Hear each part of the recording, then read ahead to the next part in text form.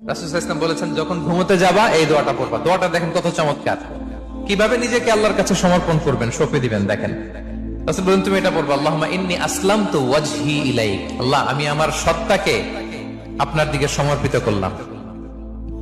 ওয়া ফাওয়াদতু আমরি ইলাইক। আল্লাহ, আমি আমার সব কাজকে আপনার কাছে সুপর্দ করলাম। ওয়া আলজাতু যাহরি ইলাইক। আল্লাহ, আমার পিঠকে আমি আপনার কাছে আশ্রয় রাখলাম। সুবহানাল্লাহ পড়বেন না? আমরা যখন ঘুমাই আমাদের পিঠটা বিছানার মধ্যে লাগাই না? আল্লাহ, আমার সত্তাকে আপনার কাছে আমি সমর্পিত করলাম। আল্লাহ, আমার সব কাজকে আপনার কাছে আমি সঁপে দিলাম।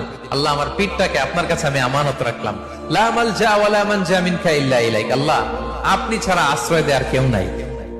আল্লাহ, আপনি ছাড়া আমাদের মুক্তি দেওয়ার কেউ নাই। আল্লাহ, আপনি যে রাসূল পাঠিয়েছেন সে রাসূলের প্রতি আমি ঈমান আনলাম। আল্লাহ, যে কিতাব আপনি আসমান থেকে পাঠিয়েছেন ওই কিতাবের উপর আমি ঈমান আনলাম। সুবহানাল্লাহ পড়েন। বিষ্ণু ইসলাম বলেন, যখন কেউ এই দোয়াটা পড়বে রাত্রিবেলা, ফা ইন মিত্তা, ওই মিন লাইলাতিকা, ওই রাতে যদি তুমি মারা যাও, মিত্তা আলাল ফিতরা, তুমি ফিতরাতের উপর মৃত্যুবরণ করবে। ওয়া ইন আসবাহতা আসবাহতা ওয়া ক্বাদ আসাবতা খাইরান কাসীরা, আর যদি রাতে মৃত্যু না হয় তুমি বেঁচে যাও, তাহলে ওই দিনে তুমি প্রভূত কল্যাণ লাভ করবে। সুবহানাল্লাহ।